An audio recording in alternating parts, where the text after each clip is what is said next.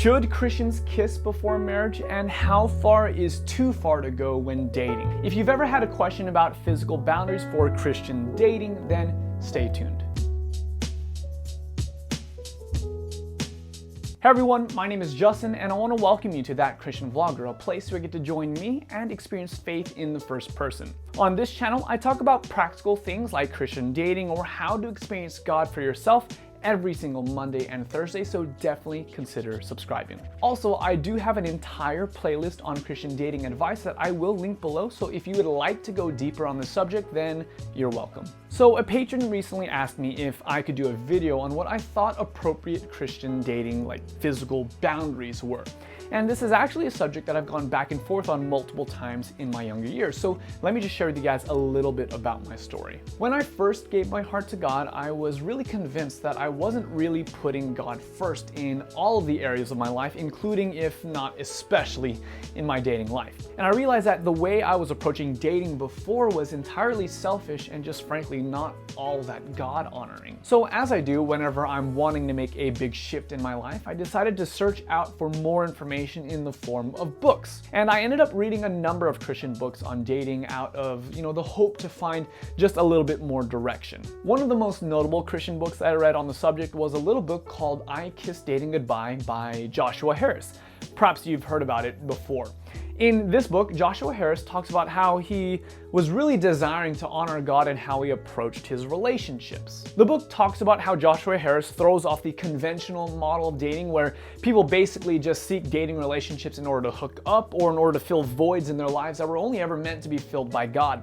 He explains how terribly destructive this modern form of dating can be and calls it a, quote, training ground for divorce. One of the major points in this book is that rather than dating, Christians really ought to be courting instead. In courtship, the couple moves purposely towards marriage with their parents' blessing and involvement. And under this form of courtship, any type of physical intimacy is seen as a violation of God's ideal and will likely lead to lifelong regret. In other words, according to Harris, sex and kissing and even prolonged hugging and sometimes even holding hands are all types of activities that Christians should avoid. Now listen, before I move forward with this video, I want to make it clear that I in no way blame Joshua Harris for the conclusions that I had made from reading this book. The reality is that I had a choice to believe what I believe just as much as you have a choice on making a decision on this subject as well. In no way did he force me to believe what I ended up believing, but let's just say that I really don't think that these were the healthiest things to be believing in the world. Now, on the flip side, I'm also not saying that anything goes and it's totally cool for Christians to be sleeping around and rejecting any type of boundaries at all, because that is definitely not what I am saying. The Bible is pretty clear that, as far as I read it, that sexual intimacy is only ever intended by God for a married man and a woman and no one else. But anyways, back to the book. So I read this book and a few others that had a similar message, and I decided that I would definitely try to implement some of these principles in my dating life. Yes, no kissing, no cuddling, or any of those types of things that would lead me down the road of temptation. Or at least I tried. Now, I did have this dating philosophy for a few years, and over time I began to realize that this mindset was really, what's the word I'm looking for? It was difficult. No, not difficult. This mindset was really damaging. Such an approach to relationships wasn't healthy for me or the other person involved. Now, when I say damaging, I'm not saying that because we weren't actually kissing that this was the damaging part. It was much deeper than that. For me, the deeper I went on this philosophy on dating, the more I found myself believing some rather unhealthy lies about Christian dating. For example, I used to think that if God was leading me, then there wouldn't really ever be any danger of having dating relationships that ended with a breakup or any degree of heartache. After all, if God is the one caring for my heart and he's the one leading me into whatever relationship I end up in, then how could that relationship possibly end in pain or misery? This in turn also led me to believe that if God was truly leading me into a dating relationship or a courtship, if you prefer, then of course, that courtship had to lead to marriage. In other words, whoever I date next has to be the person that God wants me to marry if he's truly leading me. Now again, this isn't what Joshua Harris is saying, but this is basically what I was getting from the book. Also, incidentally, a few years ago, Joshua Harris ended up recanting this book and publicly apologizing on Twitter for the confusion and the pain that many people like me ended up experiencing due to some of like the concepts that we were trying to implement from the book. Several years of this and a few broken relationships later, after a few years, I started basically thinking about the whole kissing before marriage thing a little bit more, as well as like the general philosophy on it. I had thought that if I had never kissed while dating, then that would be a surefire way to guarantee God's favor in that particular relationship. And I thought that by creating firm physical boundaries that I'd be freeing myself from any danger of heartache or pain. But these ideas just really aren't true. In fact, sometimes God intentionally leads us into a relationship that does involve pain and heartache. Actually, now that I think about it, literally every single relationship that you will ever have, whether it's romantic or not, will lead to some degree of pain, since after all, none of us are perfect and we're all still growing. I think that God does this to teach us about ourselves and to teach us about Him. Sometimes He leads us into relationships that are messy and complicated. And I believe God does this to teach us compassion and love for others, and even to help us understand the plan of salvation just a little bit more. Don't believe me? Then try reading the book of Hosea, which is like an entire book of the Bible about how God led a prophet to marry a prostitute. So, where exactly do I stand now on the whole physical boundaries for Christian dating question? Well, when I first met Emily, we did something that I think is really healthy and important to do. We spent some time actually talking about our values and ideals and how we wanted to conduct ourselves as a boyfriend and girlfriend. Were we okay with kissing before marriage, or did we want to wait? And this is something that so many couples just don't do.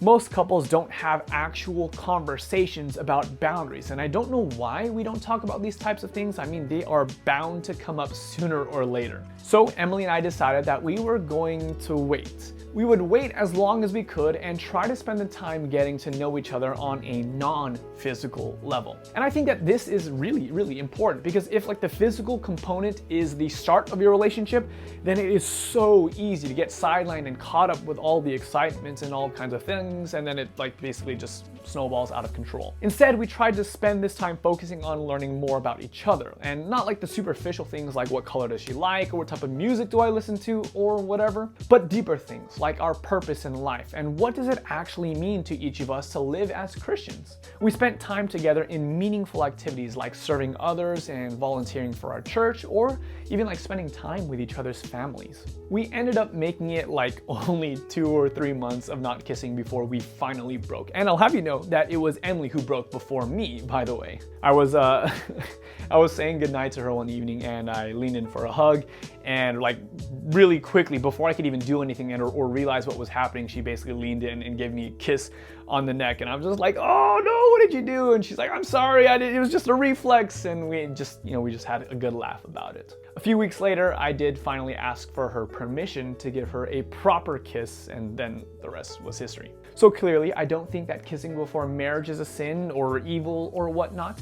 In fact, I would even say that it's entirely possible to honor God and honor your significant other and kiss before you're married. Because as far as I read it, the Bible only really condemns sexual activity or lust outside of a marriage, and the rest is up to us to apply good wisdom and biblical principles as individuals.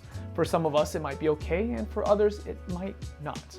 But those are just my thoughts on the question today, and I know that there's some of you guys who probably disagree with me, which is totally cool. In fact, some of my best friends and even some of my family members decided that it would be best for them to share their first kiss on their wedding day. But what do you guys think? Do you guys think that Christians ought to kiss before marriage? And if so, or if not, what are some healthy principles in physical boundaries for Christian dating that you would suggest? Let me know what you guys are thinking in the comment section below, and I'll do my best to respond to each and every one of your guys' thoughts there. If you happen to have enjoyed this video, consider becoming a patron and supporting this channel. What is a patron, you might be asking? Well, a patron is someone who partners with us and supports the vision of this channel by donating a very small amount every single month. In exchange, I offer a few extra perks like free shirts, bonus videos, and even access to a private Facebook group where you can ask me any questions you guys would like to. So if you've been blessed by the over 100 free videos that I've made so far and would like to support me in the next 100, you can do so at patreon.com/thatchristianvlogger. If you're unable to do so at this moment, then no worries, as our videos have always been and will always be free. So until next time, I'm That Christian Vlogger, and I want to encourage you to experience faith in the first person. God bless.